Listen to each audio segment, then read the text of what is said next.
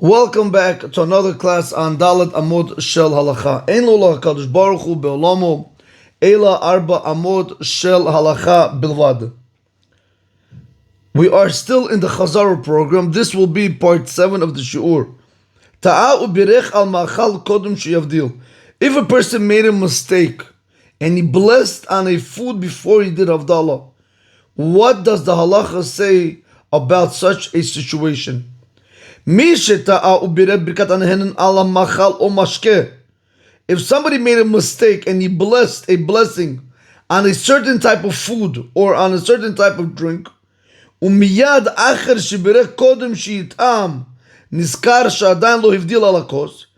immediately after he blessed, before he even was able to taste the food or the drink, he remembered that he still didn't do Havadala on a cup of wine.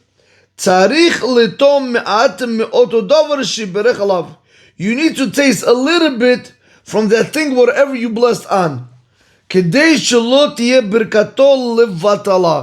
we do not want your blessing to be a blessing in vain. And afterwards, you should go ahead and do Havadala on a cup of wine. What about women and children? What are going to be the halachot for a woman and a child before Havadala? Av anashim asurot litom kol davar machal o mashke kodem sheyavdilu al kos o sheyishmeu Havadala al kos b'motzi Shabbat.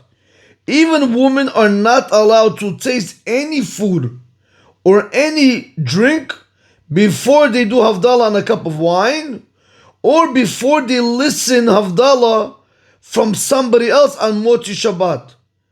Sharehen chayavot behavdala ke'anashim. Because a woman is obligated in the same halachot of Havadala, just like men are obligated in Havadala, so too a woman is obligated in Havadala. And we saw before, Rabotai, one who eats before Havadala, his punishment is very great. The punishment that he's looking forward to, chas v'shalom, is askara. It is swelling which starts in the intestines and it starts going up all the way to the throat area and it chokes him and he can no longer breathe.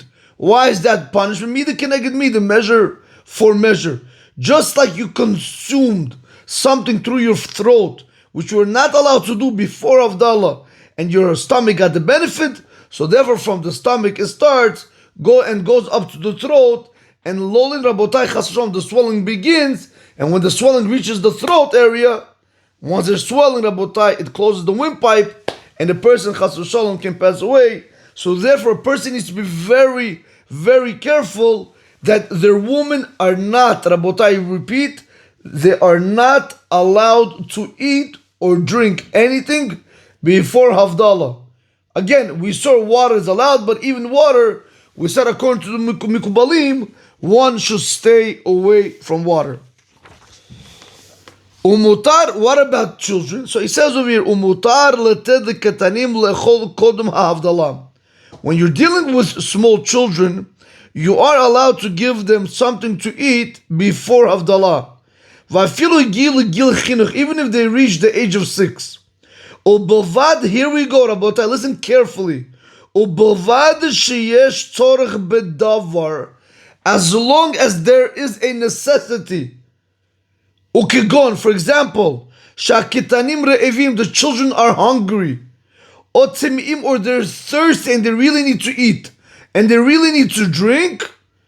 And sometimes it's going to pass until you're going to go ahead and do Havadala. Let's say you're waiting for your parents, or you're waiting for your, your wife to come from, whatever it might be, or you're waiting for your older son to come before you do Havadala.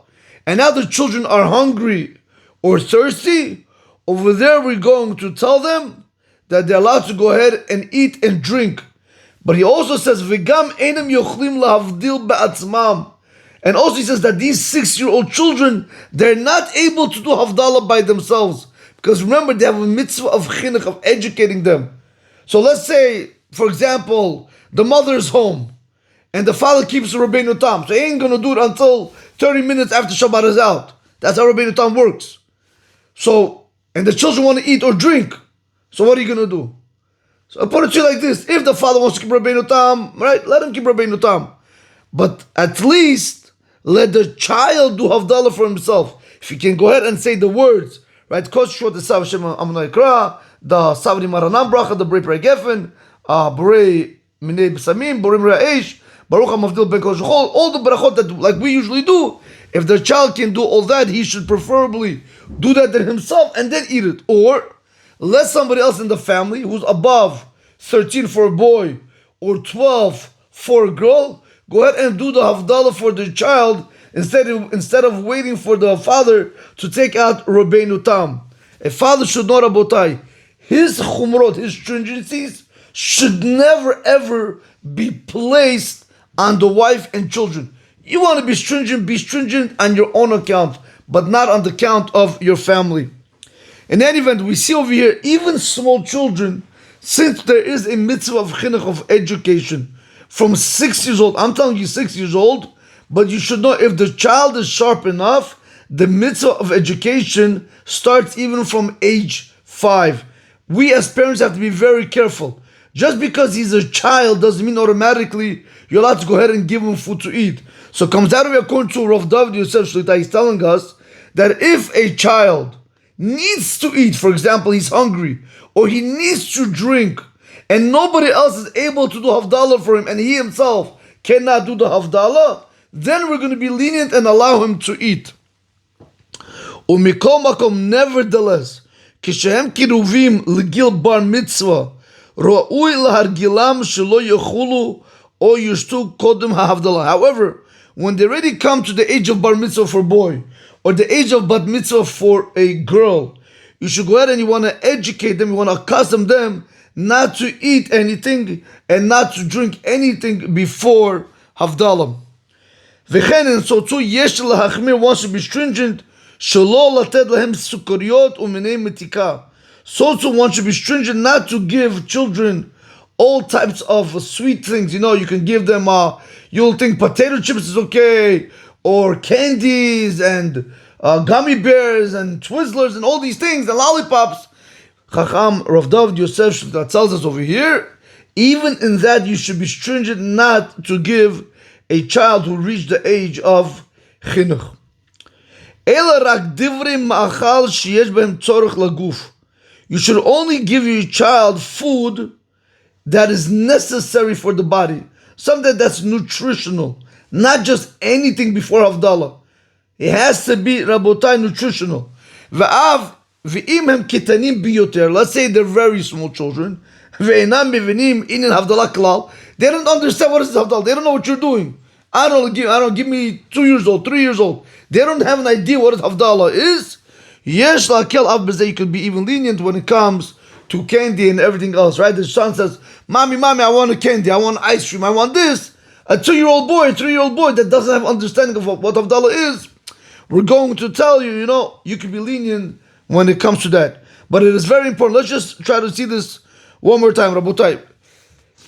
Let's just go over the halachot one more time. So the first halacha we learned today, that if a person made a mistake before Havdalah, and he went ahead and he blessed on a certain food or drink which is not water, because remember, according to halacha, water is allowed to be drunk before Havdalah. Just according to the Mikubalim, we tell you not to do it. But in any event, if a person went ahead and he blessed on a certain type of food or on a certain type of drink, let's say orange juice, I don't know, beer or apple juice or any other, ginger ale, Coca-Cola, I don't know, anything else, Rabotai, but water, you went ahead and you blessed the blessing of Shahakol, or you took mizonot or borei priadam, or you took an apple, right, or banana, ha'etz, whatever it might have been, and you said the bracha, for example, like this, Baruch atah Hashem Elokeinu melech haolam shehakol niyeh b'dvaro, and now you remember that you didn't do Havdalah, or your wife reminds you, says, baby, you didn't do Havdalah. What does the halacha say you have to do? You taste a little bit, and then you go do Havdalah. Why do you have to taste? In order for the blessing that you said, it shouldn't have been a blessing in vain. Because you have to remember, saying a blessing in vain is an Isser from the Torah. It's one of the commandments, Rabotai. Lo tiseh Shem Hashem l'shav. You shouldn't carry Hashem's name in vain. Doing Havadala is from the rabbis. So then when you went ahead and you said a Brei Pri Adama on a banana, or Brei Pri Ha'etz on an apple, or Shahakol on Coca-Cola, and now you remember you didn't do the Havadala, eat the banana, apple, or drink the Coke, whatever you blessed on, go ahead and drink or eat a little bit in order for the blessing not to be in vain, and then continue back, go do the Havadala, and then continue back with your food. That was the first halacha we learned. The second halacha we learned, women, very, very important. Women are not allowed to taste anything, or even, meaning they're not allowed to have any type of food or any type of drink before they do Havadala, or before they hear Havadala from somebody else on Mochi Shabbat. Because women are obligated in Havadala just like men are obligated in Havadala. And we explained that Rabotai, the Gemara brings down, anybody who eats and drinks before Havadala, his punishment, chas v'sham lo'olenu, is askara. Mida keneged mida, measure for measure. Just like you went there and you tasted something before Havadala, and it went through your throat, that's where you get the most enjoyment, is in your throat, and then it went into your stomach, good, that's how a person's gonna get punished. The swelling starts from the stomach, and it goes up to the throat. Last but not least, we saw today, umutar leted, we said that when it comes to children, you are only allowed to give nutritional food to children only if they are hungry, or you're allowed to give them drinks only if they're very thirsty. And there's nobody that's able to do Havadala for them now, or they themselves cannot do Havadala. But let's say somebody can do Havadala for them, or they themselves can do the Havadala, they're not allowed to eat or drink before Havadala. When it comes to candies and potato chips and all these kind of junk food, we're going to tell you that one should be stringent until for sure they hear Havadala. But when you're dealing with a child that's very, very small child, I don't know, 2 years old, 3 years old, depending on their level of understanding, if they don't understand what Havadala is at all, you're allowed to even be lenient when it comes to junk food. Rabotai, have a great day. Baruch Adonai Olam. Amen ve'amen.